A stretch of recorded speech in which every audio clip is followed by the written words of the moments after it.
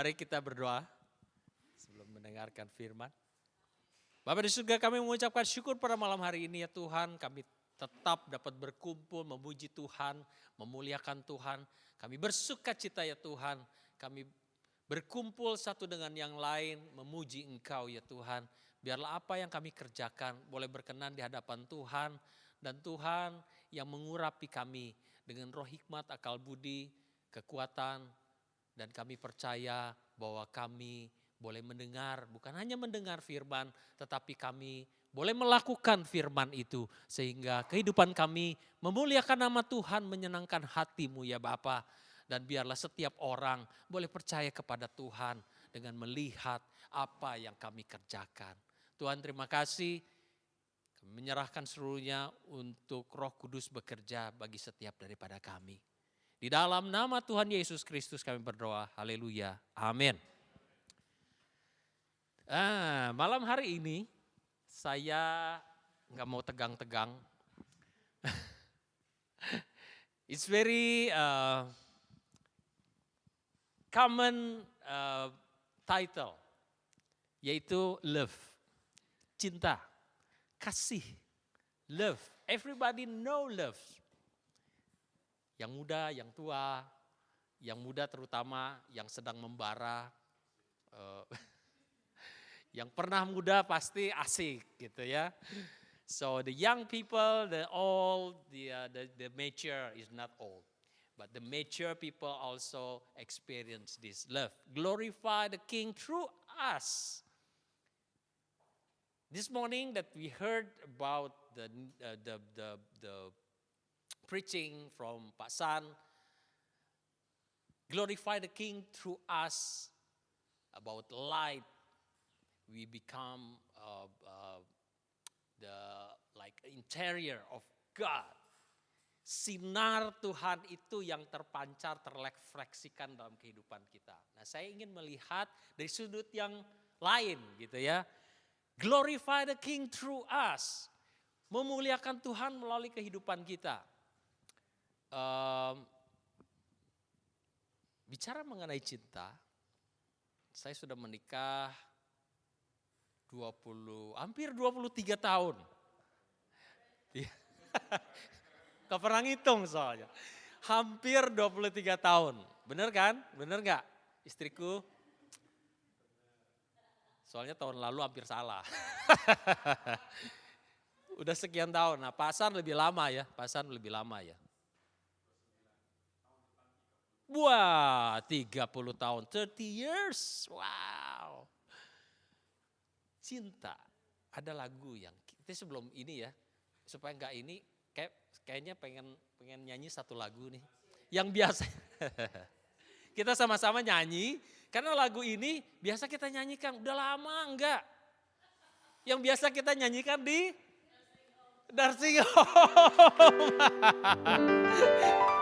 We used to have services in nursing home. We sing a song for the people over there, the old people, the people that maybe some of them also feel abandoned. Merasa mungkin ditinggalkan sama keluarganya. Mereka dititipkan di rumah itu. Kadang-kadang kita datang, mereka juga nggak ada yang kunjungi. There's nobody see them, even their children. It's very seldom to come over there. So we come as a family. Santos family is very famous over there. So they're expecting us to sing a song. One of the song is this. Gay ya. L is for the way you look at me. Stand up, stand up. O is for the one we want. I see. V is very, very extraordinary. And E is even more than anyone that you adore can love. Is all that I can give to you. Love is more than just a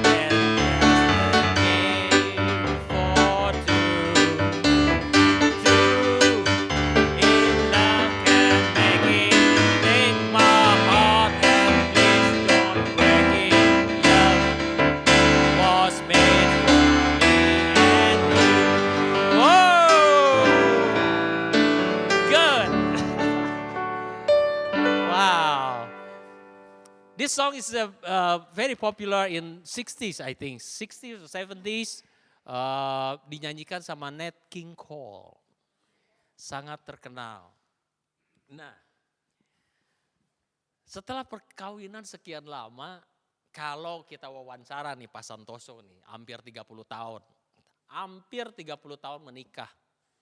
Kalau diwawancara, bagaimana kita mau tanya apa sama Pak Santoso untuk menguji bahwa dia mengasihi Tuhan. Mengasihi Tuhan. Kok mengasihi Tuhan? Mengasihi istrinya dong. Pernikahan 30 tahun. Apa pertanyaannya kira-kira? What is the secret? What is the secret? No, I mean the question that lead us so we know that he still love his wife. What the question? Apa pertanyaannya? Kalau misalnya tanya Pak Santoso ini wawancara nih, there is a opportunity to interview Pak Santoso. What question that come up in our mind? To know that he still love his wife after 30 years marriage. Tertekan nggak? Coba tolong ditulis ya, tertekan nggak? Loh. Oke, tertekan nggak? Any other question? So we know. Why you love her? Why you love her? Ada lagi? Yang muda dong, yang muda. Ya ilah, yang muda kok diam-diam aja, silahkan yang muda. The young people have the question. How is it work? How is it work? So, okay, how is it work?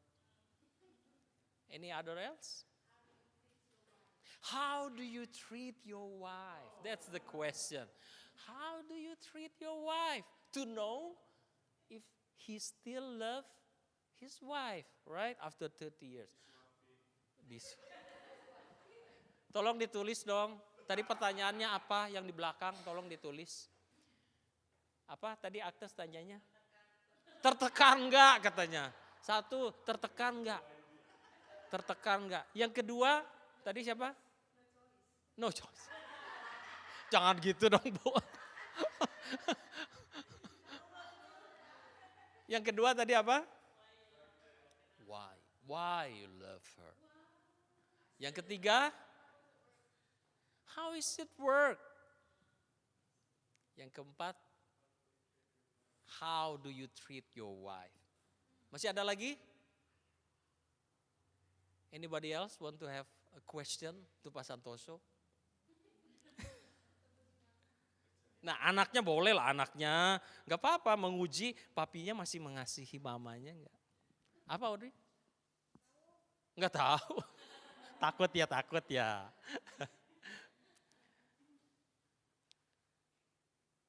Pertanyaan pertama, tertekan nggak? Kalau ini ditanyakan mengenai how we love God. Saya nggak akan tanyakan Pak Santoso mengenai ini. You can interview in private, okay? But I just want to think about love to God. Because everyone said, I love you Lord. I love you God. Saya mengasihi Tuhan. Saya mengasihi Tuhan. Pertanyaan pertama, apakah kita tertekan? Tertekan gak sih kita tuh mengasihi Tuhan? Jangan-jangan tertekan. Karena banyak orang setelah bilang mengasihi Tuhan, terus meninggalkan Tuhan. Pergi jauh dari Tuhan. Katanya mengasihi Tuhan. Maybe tertekan. Kata Agnes bilang tertekan gak sih? Suam-suam kuku. Setelah sekian lama mengasihi Tuhan, kita ini tertekan gak sih hidup sama Tuhan? Are we depressed?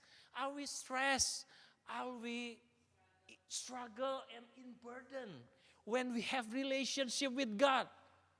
After years, we know Him. Are we depressed? Kita stres gak sih? Kita tertekan gak sih sama Tuhan? Hidup sama Tuhan itu? Do we stress? Maybe. But we have to ask Pak Santoso how to keep it that way. How to have a passion and the fire still there. Maybe pada waktu nyentuh tangannya masih ada kerenyeng-kerenyengnya. Ada setrumnya masih, wow, still feel like pacaran. I don't know with you when you already married after years, but when I pick up my wife, sometimes I feel that berdebar. I'm not telling the lies. I don't know if my wife feel the same, but I know she also excited when she waited for me. Maybe the reason that mungkin alasannya gitu. Daripada gua naik bis ya, wah jadi nungguinnya dengan ini ya. Tapi saya ini bukan ngarang ya, tapi saya merasa gitu ya, perasaan saya sepertinya waktu jemput istri saya kok kayaknya is very kadang-kadang berdebar juga gitu. Berdebar gitu, nggak tahu kenapa, tetapi saya merasakan hal itu masih. Saya bersyukur. Karena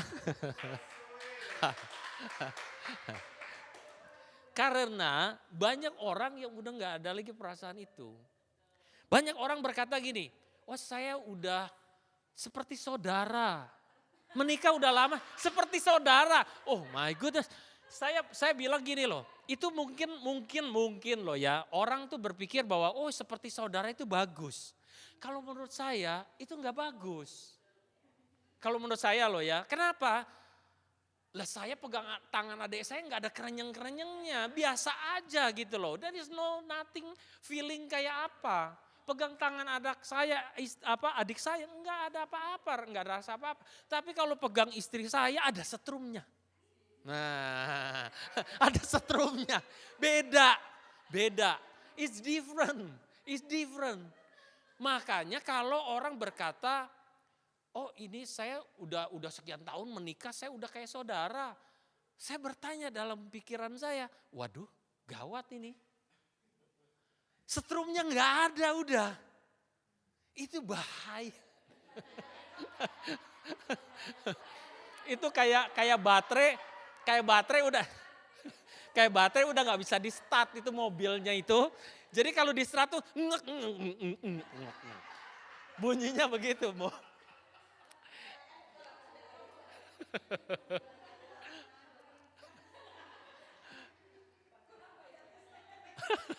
Mungkin nggak bayar listrik ya, saya nggak tahu itu.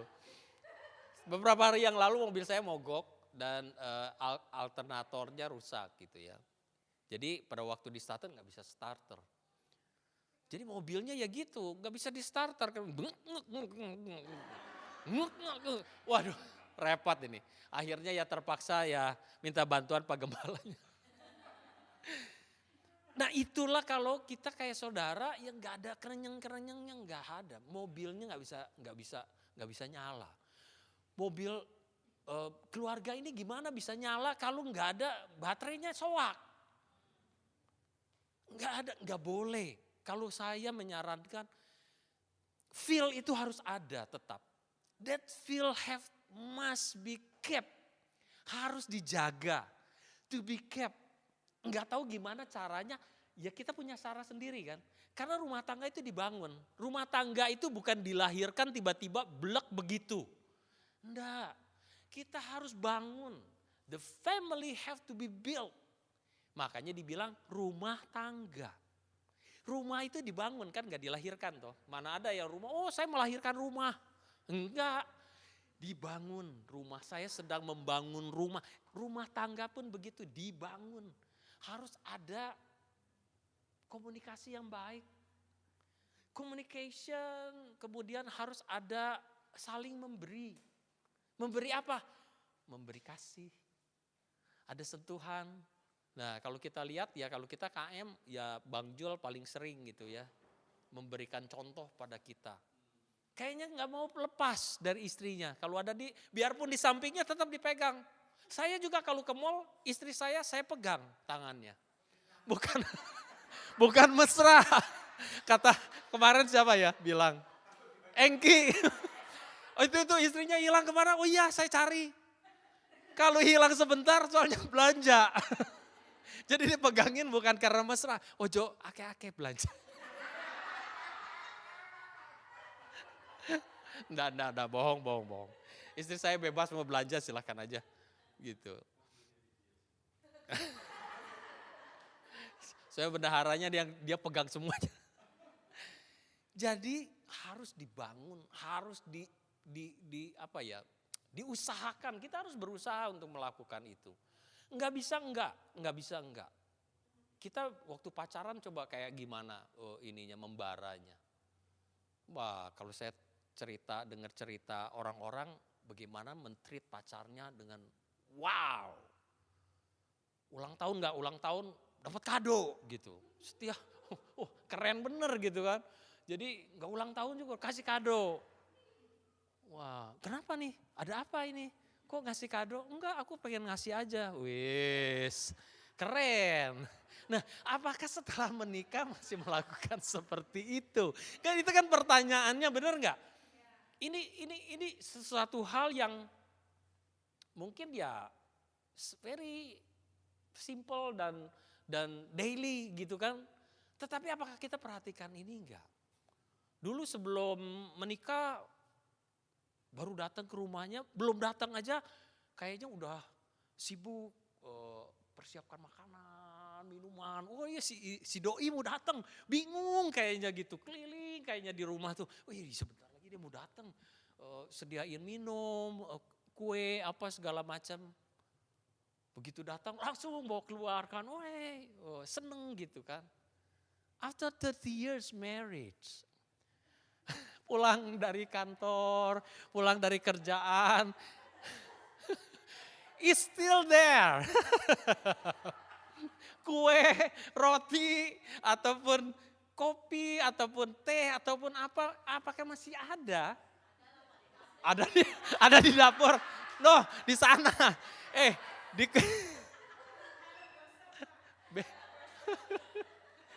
Penyajiannya beda. Pak di sana tuh di kulkas ada tuh kue ya, kamu nanti datang, kamu panasin sendiri, ngambil dari sana.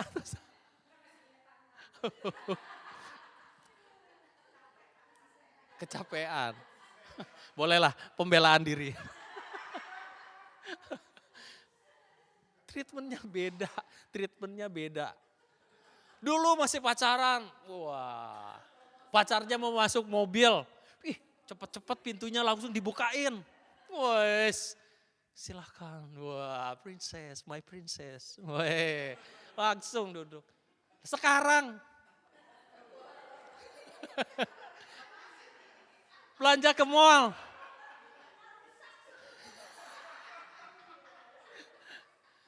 Belanja ke mall, telepon, waduh iya, ini iya di kantor, waduh iya yes.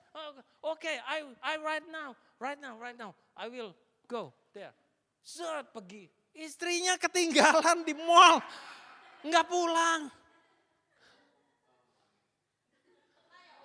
Hah? Enggak ya.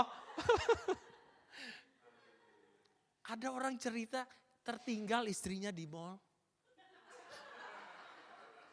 Saya pusing, waduh ini gimana ini. Sampai akhirnya balik lagi, ya istri saya nggak ada. Balik lagi ke mall, jemput istrinya. Istrinya udah manyun aja di tempat parkir.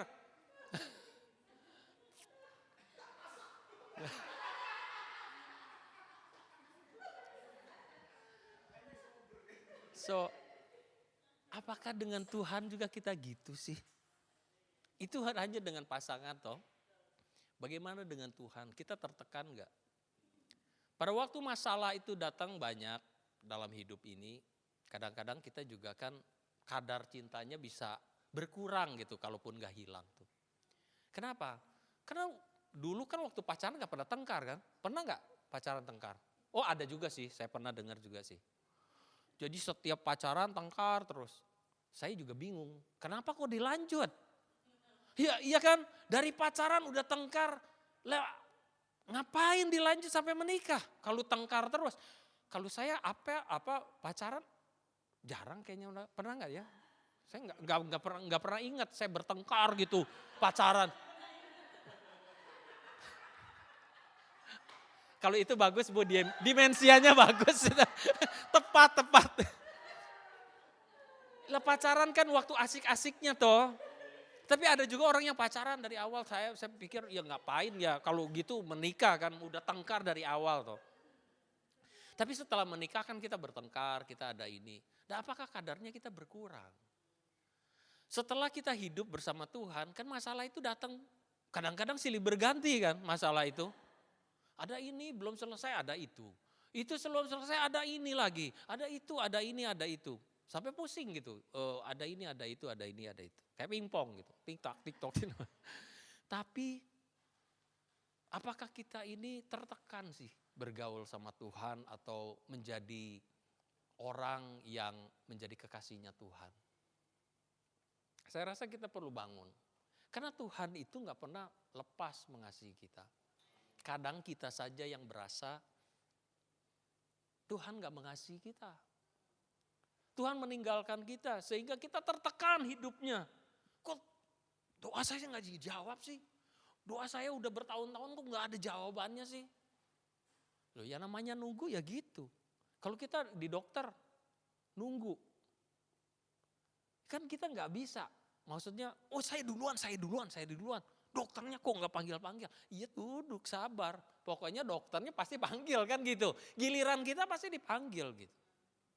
Ya Tuhan juga udah tahu, dia udah punya planning buat kita. Kapan kita akan dijawab doanya? Jadi nggak perlu tertekan dengan hal seperti itu. Nggak perlu kita menjadi orang yang berprasangka buruk, skeptik gitu sama Tuhan. Enggak, ya jangan-jangan Tuhan melupakan. Enggak, Tuhan nggak pernah melupakan kita, nggak pernah kasihnya kurang daripada kita. Kenapa jadi ini? Ya, kita pernah, pertanyaan kedua tadi apa? Bu Ira?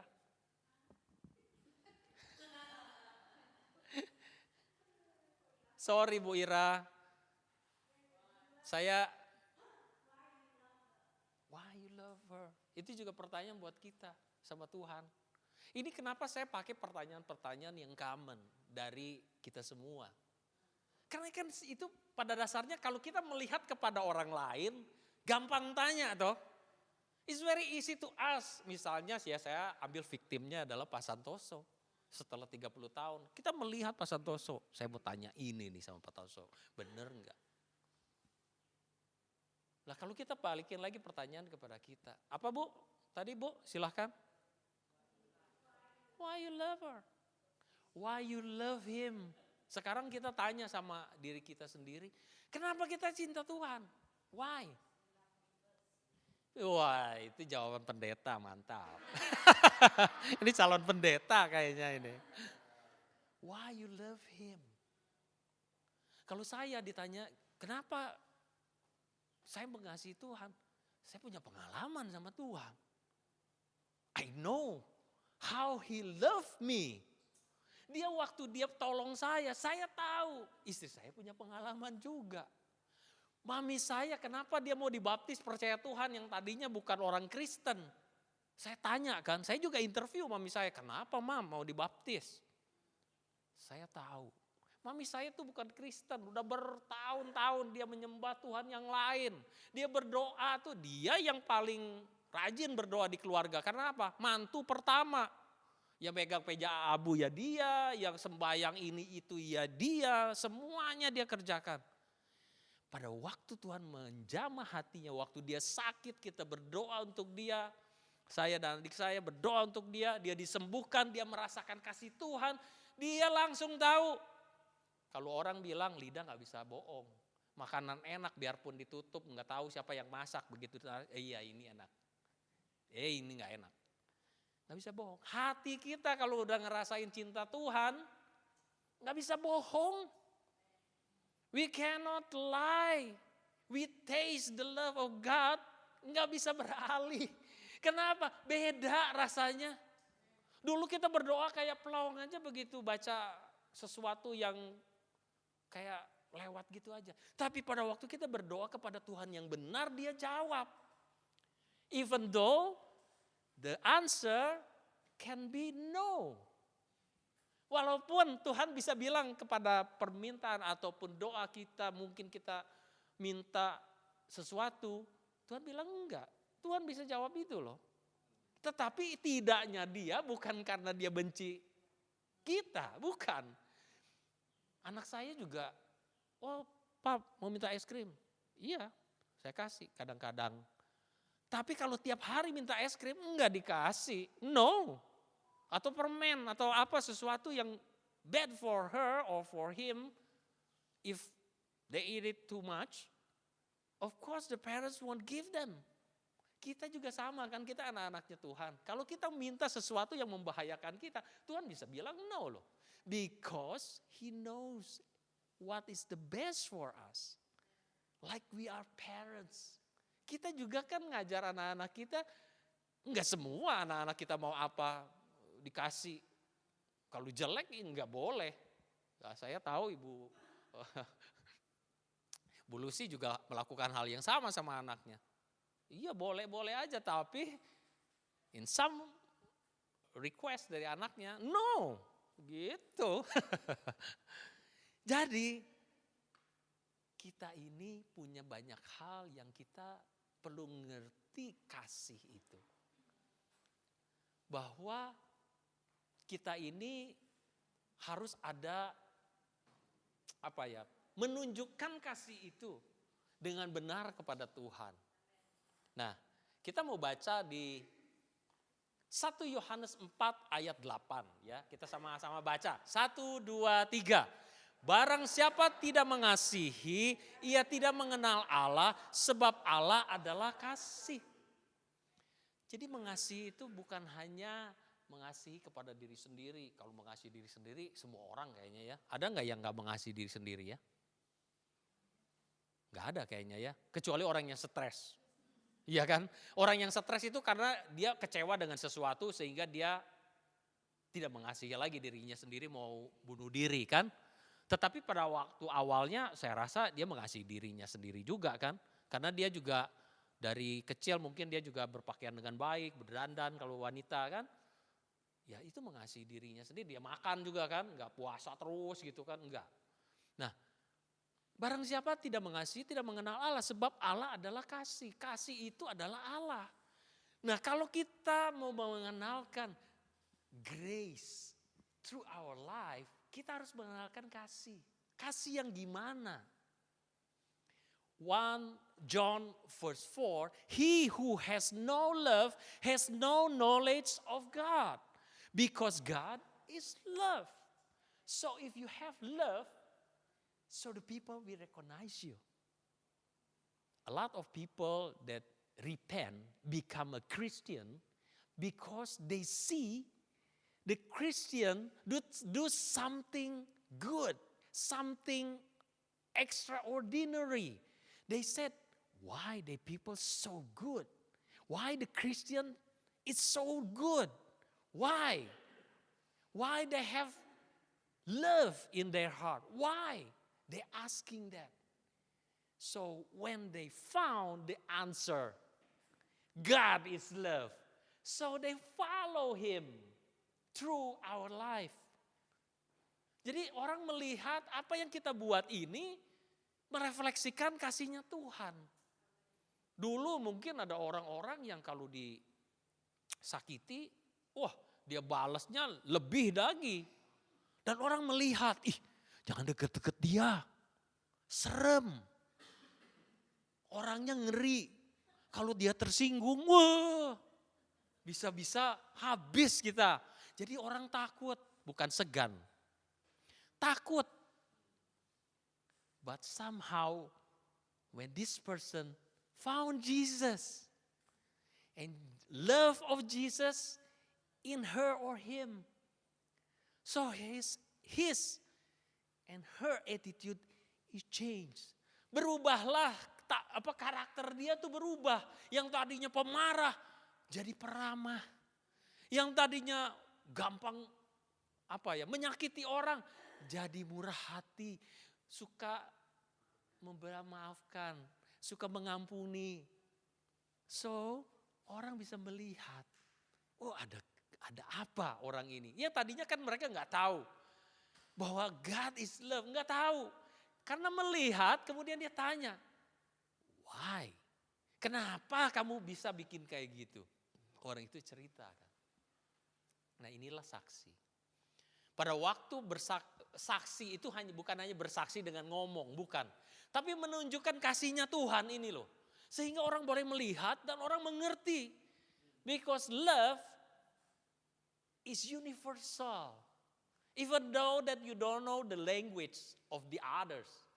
When the people do something good from your love, they will understand. Orang akan mengerti bahasa kasih ini. Ini ada satu cerita mengenai Petrus. Petrus ini ditanya sama Tuhan. Kita baca sama-sama ya. Yohanes 21 ayat 15. Sesudah sarapan Yesus berkata kepada Simon Petrus, Simon anak Yohanes, apakah engkau mengasihi aku lebih daripada mereka ini? Maksudnya murid-murid yang lain. Jawab Petrus kepadanya, benar Tuhan engkau tahu bahwa aku mengasihi engkau. Kata Yesus kepadanya, gembalakanlah domba-dombaku. Kemudian ayat 16 dikatakan, kata Yesus pula kepadanya untuk kedua kalinya. Yesus tanya dua kali kepada Petrus. Simon anak Yohanes, apakah engkau mengasihi aku? Jawab Petrus kepadanya, benar Tuhan, engkau tahu bahwa aku mengasihi engkau. Kata Yesus kepadanya, gembalakanlah domba-dombaku. Ketiga kali Yesus tanya lagi sama Petrus.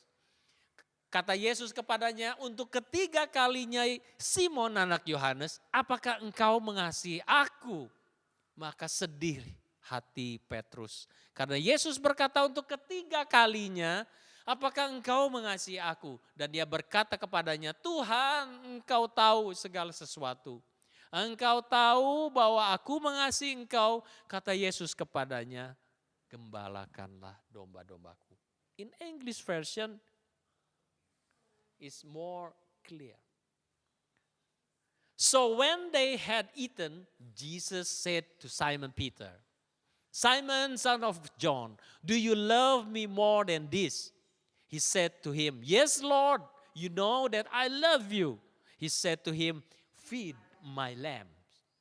He said to him second time, Simon, son of John, do you love me? He said to him, yes, Lord, you know that I love you. I love you. He said to him, tend my sheep. And he said in the third time, he said to him a third time, Simon, son of John, do you love me? Peter was grieved because he said to him the third time, do you love me? And he said to him, Lord, you know all things. You know that I love you. Jesus said to him, feed my sheep. Simon 3 kali menyangkal Tuhan. Tuhan tanya 3 kali juga kepada Simon Petrus. Dia menanyakan yang unik adalah di sini. Yang pertama adalah feed my lambs. Yang pertama Tuhan mau mengatakan begini. Jangan kamu terlalu pikirkan dirimu sendiri saja. Dia menolak kenapa? Dia menyangkal Kristus kenapa? Dia takut bukan? Dia takut mati. Dia takut saat itu. Dia mau menyelamatkan dirinya. Dia pikirkan dirinya supaya selamat. Apakah dia menyelamatkan saudara-saudara dia yang lain? Tidak. Dia takut karena dirinya terancam. Sebab itu dia menyangkal Kristus. I don't know him, I don't know him. So God also asked him, Simon, the son of John, do you love me more than this? And Simon said, yes, Lord, you know I love you. In the bottom of his heart, he loves God, right? He loves Jesus in the bottom of the heart. But when he's scared, pada waktu dia takut, ketakutannya lebih besar dari kasihnya dia. Itu yang membuat dia menyangkal Tuhan. Kenapa? Mungkin dia nggak sanggup menahan rasa takutnya. Atau dia tidak bisa mengendalikan rasa takutnya ini. Sehingga kasihnya ini dikalahkan oleh rasa takutnya. Tuhan mengatakan, feed my lambs. Pikirkan domba-domba yang lain. Dia menunjukkan kepada orang lain, more than this, nih murid-murid yang lain. Feed my lambs. Kalau kamu mengasihi aku, perhatikanlah domba-dombaku. Beri dia makan. Yang kedua, Simon ditanya lagi, do you love me? Yes, Lord, you know I love you. That's true. He has love with God, with Jesus. And Jesus said, tend my sheep. Rawat. Ini naik tingkat satu lagi. Bukan hanya beri makan. Tend also means to take care. Merawat. Tend my sheep. Nah, apa bedanya lamb dengan sheep? Nah ini kan beda toh. Yang satu lamb, satu sheep. Benar gak? Saya juga penasaran loh, kenapa kok satu lamb, satu sheep? Ternyata lamb itu adalah domba muda di bawah 12 bulan. Di bawah 1 tahun itu disebutnya lamb. Kalau udah lebih dari 1 tahun apalagi 2 tahun, aki-aki udah. Nah itu beda, namanya sheep. You cannot call 2 years old or 3 years old lamb or domba, lamb gak bisa. Gitu. Lamb itu hanya untuk yang muda. Gitu. Jadi rawatlah. Orang yang udah dewasa itu juga perlu dirawat. Makanya kita punya satu komunitas yang merawat, saling memperhatikan satu kelompok ini. Ada gembalanya, kita ada pekerjanya, ada leadersnya, ada semua orang yang bisa saling memperhatikan. Kemudian yang ketiga, he said to him the third time, do you love me? And Jesus said, feed my sheep. Jadi tetap Tuhan berkata, kamu bukan hidup bukan buat kamu saja. It's not for you alone, but there is a lot of people around you need Jesus. You need to feed them. You need to take care of them. You need to tend them. Harus dirawat, harus dijaga. Itu yang membuat mereka juga mengecap kasih Tuhan. Kan ada ayatnya, kecaplah dan lihatlah. Orang mengecap kasih Tuhan, kemudian dia bisa melihat ada Tuhan. Melihat dari mana? Dari kehidupan masing-masing. Makanya gereja ini adalah bagian daripada Tuhan. Representative of Christ's kingdom in the earth. So, the heaven atmosphere is within us. Ada di antara kita. Makanya datanglah kerajaanmu di bumi seperti di surga. Apakah kita merasakan suasana itu? Do we feel that among us or we feel in hell? Kita rasanya waduh gak mau saya ke gereja rasanya panas. Panas. belum summer juga panas. Nah, ini kan berarti tidak menggambarkan suasana surga kan?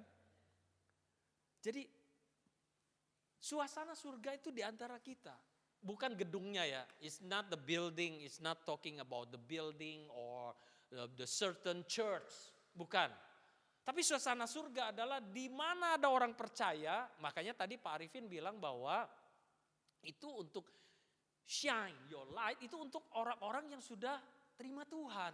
Kita nggak bisa ngomong kepada orang dunia untuk shine, nggak bisa. Dia nggak punya apinya, gimana dia shine? Nggak bisa menjadi terang kalau nggak punya api. Kalau kita udah dapat apinya, kita bisa jadi terang. Lah lilin ulang tahun, kalau nggak dinyalain, nggak bisa. Tiup lilinnya, lah ditiup apanya orang apinya juga nggak ada. Nggak bisa. Jadi oleh sebab itu kita harus punya terangnya ini dulu. Ini ada filosofi kopi. Kalau saya punya kopi, ini contoh aja ya, contoh. Saya dalamnya ini kopi. Punya kopi. Tiba-tiba ada orang yang nabrak saya. Duh, gitu kan? Wah, the coffee is all spill all over the places. Kemudian ditanya, loh kenapa kamu numpahin kopi? Jawabannya apa? Tabrak orang. Salah jawabannya. Kenapa?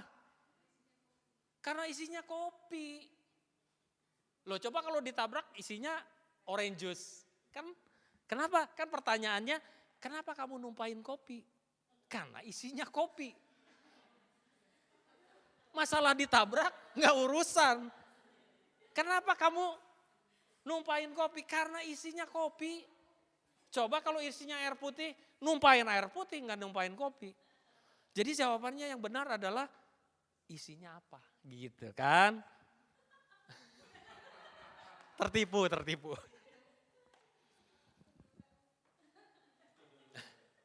Tabrakan itu dalam kehidupan nggak bisa dihindari, benar nggak? Senggolan sama orang nggak bisa dihindari. Kenapa bisa senggolan? Karena dekat, benar nggak? Kalau jauh nggak bisa nyenggol. Saya sama Mbak Puspa nggak bisa nyenggol, jauh. Coba kalau dekat.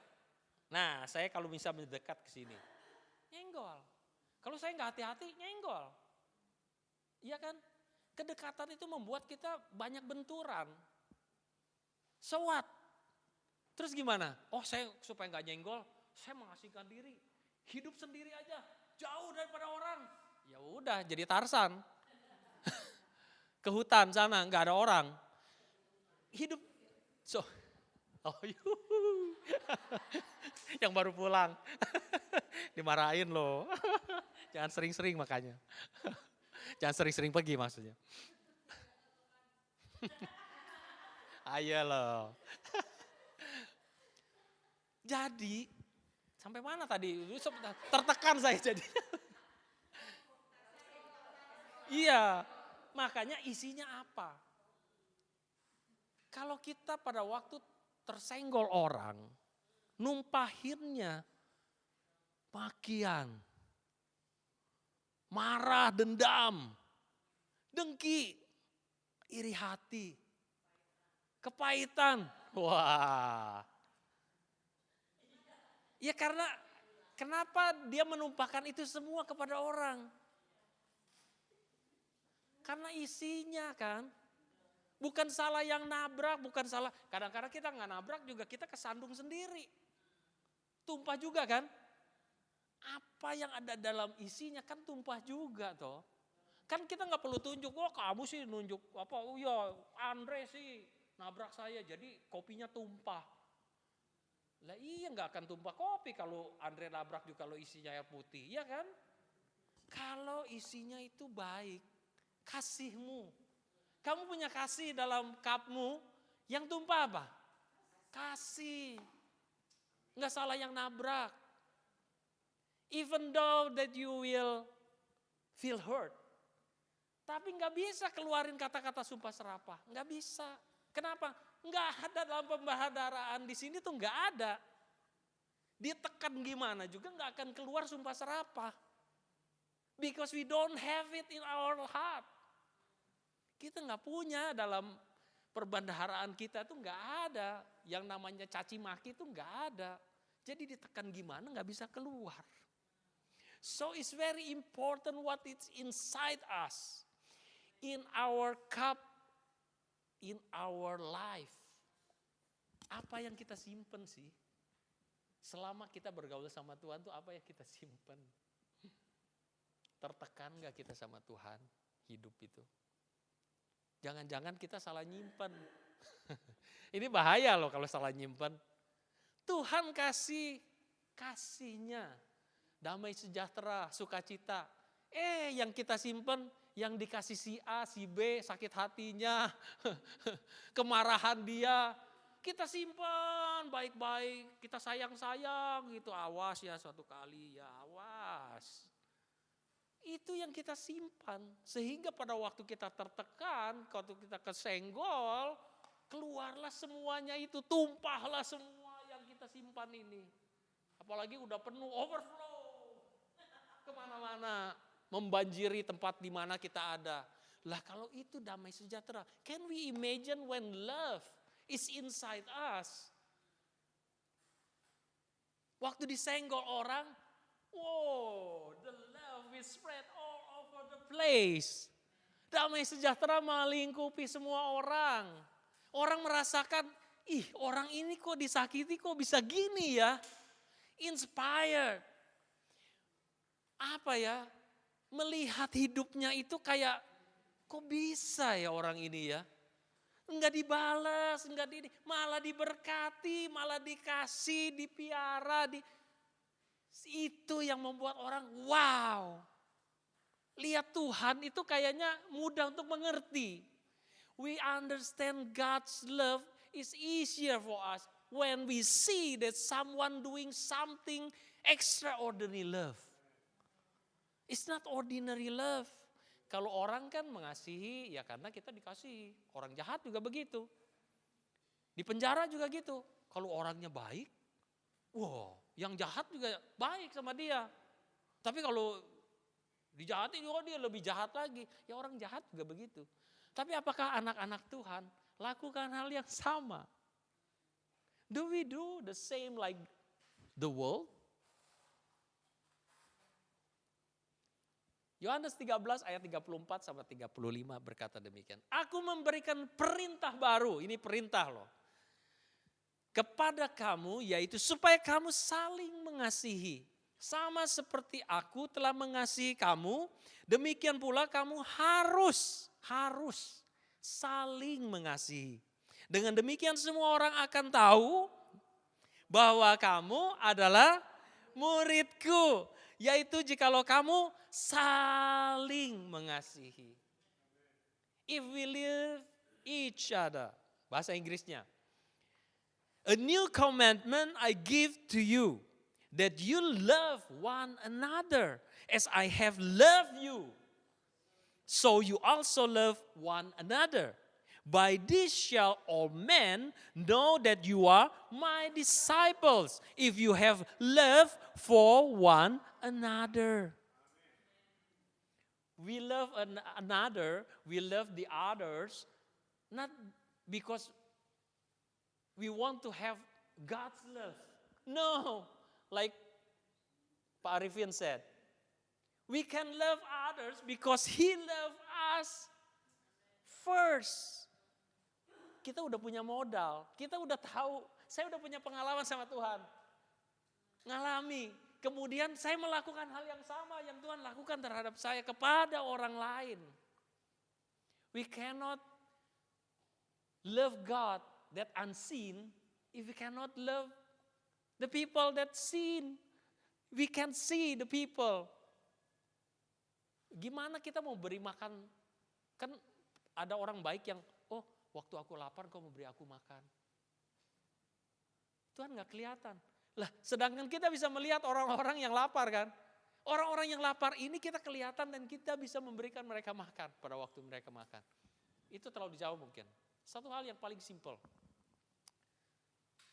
Pada waktu kita ngantri di meja buffet, kemarin kita sempat makan di meja buffet, banyak orang ngantri. Kemudian kita ngantri makanan, ya kebetulan makanannya nggak pernah habis kalau di situ ya. Tapi ada meja buffet yang kadang-kadang habis. Tinggal, kalau dulu saya ingat makanan favorit adalah ayam goreng. Ayam gorengnya ada tinggal 3, yang ngantri masih 10 orang. Pahanya tinggal 3. What will we do waktu kita ngantri? Kita bisa ambil semuanya, bisa nggak? Bisa. 3 pieces nggak banyak, ayam goreng nggak banyak. But when we see the people make a line, 10 over there, what are we going to do? Ambil semuanya atau kita ambil 1 sehingga 2 orang ini bisa juga dapat menikmati ayam goreng ini. Itu pilihan, is the choice in us. Kita mau lakukan kebaikan ini ataukah kita mau menyenangkan diri sendiri, yang penting saya puas. Orang giliranku kok, it's my right. Ini hak saya bisa ambil. Oh, saya udah bayar, every reason. Any reason that's reasonable. But it's not make us truth in the front, in the eyes of God. Kebenaran itu di mata Tuhan. Dengan alasan yang masuk akal sekalipun, di mata manusia, oh iya benar dia, iya benar, kamu benar. Tidak membuat kita jadi orang benar. Alasan yang benar sekalipun tidak membuat kita jadi benar di mata Tuhan. Jadi apa yang kita lakukan ini harus benar-benar kita uji. Tuhan, inikah yang Tuhan mau? Jadi itu pilihan kita, silahkan gitu. Kamu mau ambil hakmu atau menyerahkan hakmu untuk orang lain. It's very simple. Jangan kita ngomong masalah mati lah. Mati itu jauh sekali gitu kan. Kenapa? Karena Petrus pun pada waktu dihadapkan dengan situasi yang sulit, dia reject Tuhan. Padahal dia punya kasih loh. We learn from the small thing. Kita setia dalam perkara kecil, kita bisa melakukan perkara yang besar. Oleh sebab itu, untung gak ada kopinya, kalau enggak saya bikin mess. Oke, habis. Oleh sebab itu kita harus ingat bahwa cara kita mengasihi Tuhan itu dengan merefleksikannya kepada setiap orang yang ada di sekitar kita. Everyone can see the love of God reflected in our life. If you do the evil things, maybe there is no God in your heart. Kalau kita melakukan yang jahat, mungkin Tuhan gak dalam hati kita. Kalau kita punya kasih Tuhan, orang akan melihat Tuhan dalam kehidupan kita. Mari kita berdoa.